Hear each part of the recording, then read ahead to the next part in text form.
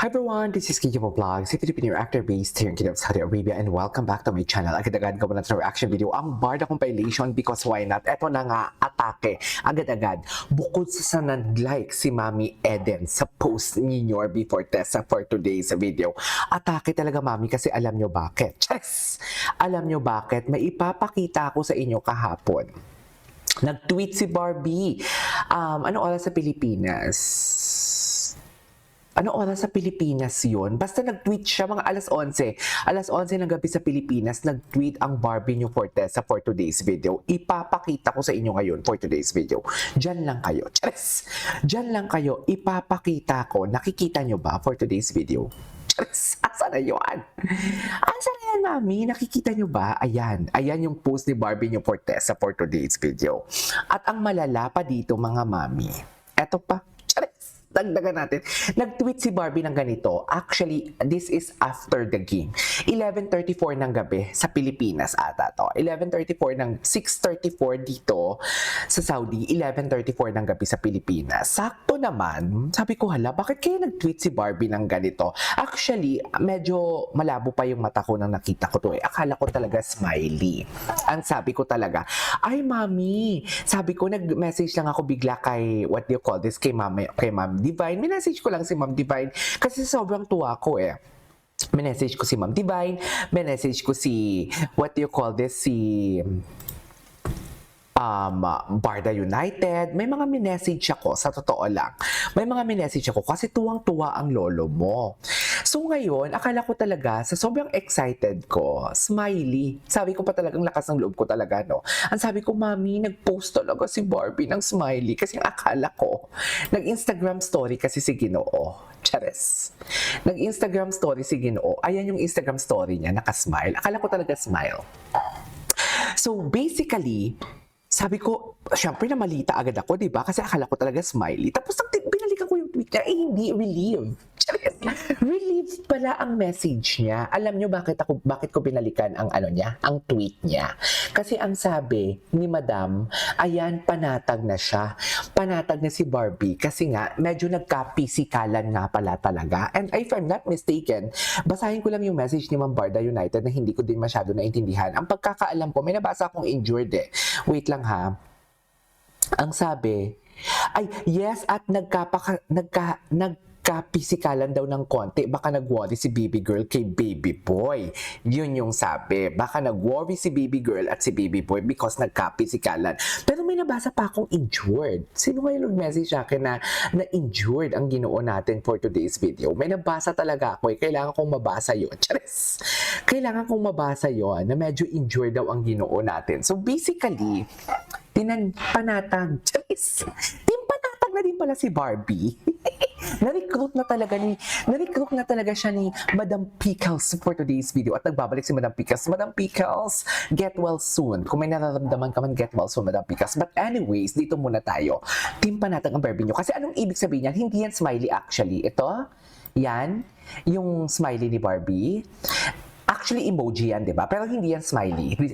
Tapos, may message, kasi hindi ko naman alam eh. Ang mga alam ko lang, laughing, lol, laugh out loud, yung todo, yung color green na susuka ng mga emoji, yung umiiyak na emoji, sad emoji, hug emoji. Ito, hindi ko to alam. Tapos lang ni-research ko sa ChatGPT. Charas!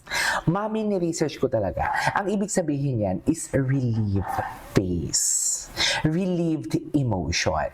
So basically, relieved. Ano ibig sabihin ng relieved? Panatag. Tsaka wait lang, bakit ka magta-type ng ganyan, Barbie? After ng game ng Ginoo? Sabihin natin hindi yan para kay Ginoo, pero grabe naman, napaka-timely naman ang tweet mo na yan. Ilang beses na ba nangyari yan? Charis! Ilang beses na ba nangyari yan? Di ba? Kahit sabihin mo baka maraming sabihin, hindi naman yan para kay Ginoo and everything. Para kanino? Talaga pa? Pagkatapos ng game ni Ginoo, nag-tweet ng ganyan si Barbie. Di ba? Relieved ang ibig sabihin niya ng kanyang emoji. Kaya wag niyo kong kwentuhan. Chares! Di ba? Wag niyo kong kwentuhan. Doon pa lang sa confirmation ni Mami Eden na nag-like ang Mami Eden sa post si Barbie. Wait lang. Nagpalit na pala ng pangalan si Dugong Bughaw. Si Dugong Aso for today's video. Jim Barbie Fortesa fans na ang pangalan niya. Wala ng David Licao ko for today's video. At binawi niya ata, kung nabasa niyo yung description niya, binawi niya yung sinabi niyang wala ng projects. Pero ano pa din naman, sabi niya wala ng movie, wala ng ganito, wala ng, hindi na makikita na on-screen ang Barbie Fortesa and David Licao ko. Kaya Barbie Fortesa fans lang siya. At ang gusto niya daw talaga, transparent. Ang tanong, gusto niya daw sa mga artist transparent. Ang tanong, gusto ka ba ng mga artist? Charis! Yan yung tanong. Eh kahit viewers mo dati sinusuka ka, paano naman? Paano ka magugustuhan? Bakla ka ng taon. Ikaw ang toxic. Charis! Hindi ka nag... Di ba kung funny ka naman talaga? Kung funny ka naman talaga, alam mo halata na may sinisira siya. Kasi di ba before din naman talaga, may girlfriend man si David, may boyfriend man si Barbie, o bakit Gina G ka pa din sa pag-support? Di ba? Given the fact, sabihin man natin, okay, sige, bigyan namin ikaw ng benefit of the doubt. Sabihin na natin, may girlfriend nga din naman talaga si Ginoo, as what you have claimed, or claiming, should I say. Anong pinagkaiba ng may girlfriend siya before at girlfriend ngayon? Bakit ka Gina siraan siya? At bakit ka sabihin mo, Barbie Fortesa na lang ako talaga ngayon kasi may girlfriend si Ginoo and everything. Tapos binawi niya ha. Kasi nagsisilabasan ng mga bagong endorsement, di ba? Nagsisilabasan. Binawi niya. Sabi niya, in-specify niya na lang talaga na wala ng movie and series. Etchos Garbanzos. Dati walang project. Something like pag sinabi mo kasi walang project, all in all wala. Hindi na sila visible. Eh may mga brands na nagsisilputan at hindi pa ito dear. Humanda ka. Charis! Humanda ka. Oh. Anyways, balik tayo. Masyadong masayang ang buhay natin for today's video. Wala lang. Alam mo naman ako pag gumagawa ko ng reaction video, ang random lang talaga mga mami. Alam nyo yan. Charis! Anyways, punta tayo sa post ni Barbie Fortesa kasi meron na namang, marami pa na nag-agree sa akin. Maraming nag-agree sa akin doon sa Barbie Fortesa. Maraming nag-agree sa akin nang nakita ko yung TikTok ni Barbie Fortesa. Naalala nyo, yung TikTok ni Barbie Fortesa na parang may pinaparinggan siya. Alam mo yon, yung Gina G siya. Kasi di ba after na lumabas ng mga interview ng kabilang kampo, ng Barson. Okay, sige pangilan ni Jameson pagkatapos na lumabas ng mga what do you call this interview ni Jameson, right after that or after a day or 2 days, nagpahinga lang siguro si Binibining Clyde. Nagpahinga lang siya at bumuelta siya sa TikTok niya. Na gano'n na yung post niya, di ba? Na parang something like, wala kang karapatang gamitin yung, something like that, you talk to me, something like that. Gano'n yung TikTok niya. Tapos, ang masaya pa talaga dito, kung kailan natapos ang laro ni Ginoo, relieved daw siya. Nag-tweet siya mga mami. Hindi ko sure kung may mga karagdagang tweet pa siya. Sandali lang ha. Diyan lang kayo at nanggigigil talaga ako for today's video. Yes! Nanggigigil ako. Ano pa yung mga tweet ni Barbie Fortesa? Makikita pa natin to. Ay, may tweet siya. May tweet siya 12 hours ago. You're so focused on the future that you don't realize today was what you prayed for years ago. Enjoy your day. Oh my God, this is Ginoo. Alam mo kung anong nasa isip ko ngayon? Anong nasa isip ko ngayon? Ang nasa isip ko ngayon, rinitweet niya to, hindi ito rinitweet niya, makikita to sa X. Ang nasa isip ko ngayon, biglang pumasok sa akin. Di ba si Ginoo, focus siya sa career niya, nag-focus siya sa business niya. Pero years ago, ang pinaka-gusto niya talagang gawin is yung pagbabasketball.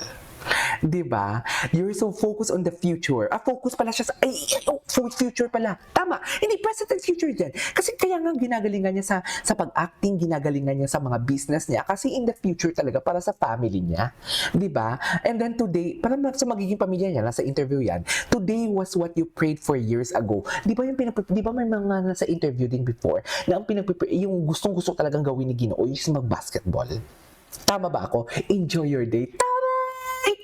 Talaga ba, Barbie? May mga parinig ng ganito for today's video. I love it. Yes!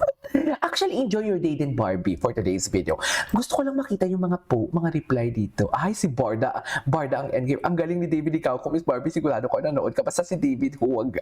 Ay, grabe naman. May mga bakla na naman tayo naririnig dito for today's video. Bakit naman may mga bakla?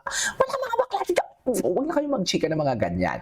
Yung gagamitin yung term na bakla to insult, hindi pwede yun. Just kasi bakla din ako. Ang talitang bakla ay hindi pang iinsulto. Okay? Anyways, ay, matapang pa din pala talaga siya. Ay, is this the continuation? Is this the continuation of her, ay wait lang, may nag-super chat. Sino to? Ay, si Ma'am Grace Gueco. Ma'am Grace, maraming salamat. May pa $10 siya for today's video. Ma'am Grace, maraming salamat ha. Utang na loob ha. Member na natin. Tapos, ngayon lang pumasok lang yung $10 niya. Hindi mo kaya. Thank you, Ma'am Grace. Pero masaya tayo for today's video. Talagang masaya tayo. O, ang Barbie niya masaya na din. Loko, binawi. Binawi niya for today's video, loko. Hindi mo kaya. Masaya siya. Ay, kapi-kapi lang. Charis! Masaya na ang Barbie natin for today's video. Masaya din naman talaga siya. Pinakita niya lang yung other side niya na peer siya. Right? So, I won't take it longer. Agad-agad, ulitin. Gawa ulit tayo ng reaction video. Ma'am Grace Jueco, shout out to you. Maraming salamat. This is TJ Vlogs and see you on my next vlog. Bye!